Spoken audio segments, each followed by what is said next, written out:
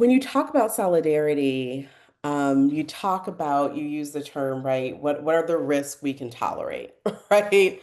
Um, I would love for you to describe why you frame it that way more, but also we talk about the risk that we take on by practicing solidarity. And if you can also talk about what is the risk of not practicing solidarity, right? What is the cost to opting out?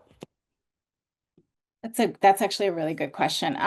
So the reason that we often use the word risk is because it's kind of a responsibility and a risk, right? That solidarity isn't just about like I don't know, like using a hashtag or a slogan, right? Or going to a rally.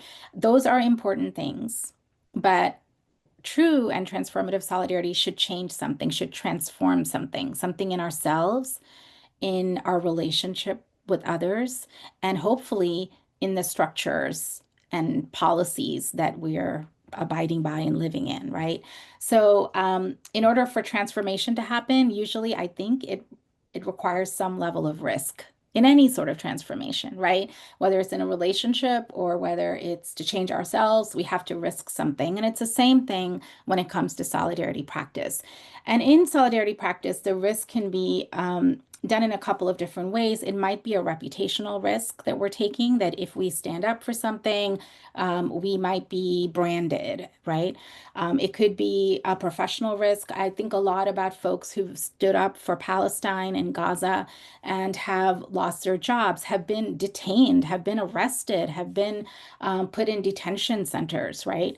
Um, and the way in which we think about the tolerance for risk is really very personal and very organizational.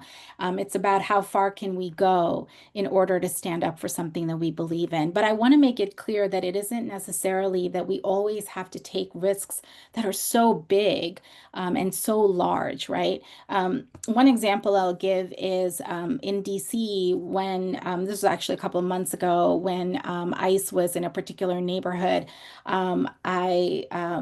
We got a call from some centers in that neighborhood who said, ICE is on in our neighborhood and we want to show solidarity in some way for the community. And they decided to just organize a peace march, literally from, I think it was a school that ICE had tried to go into, from the school to a faith center and back. And it was a quiet, peaceful march. And that's just an example of how even something like that, which happened on the day that that particular school encountered ICE, just made a difference where people felt like they were seen and that they were valued. And so it really is important to think about our solidarity being expressed in these different ways, small and big. Risk and responsibility are often good things for us to think about as we decide how to engage in solidarity.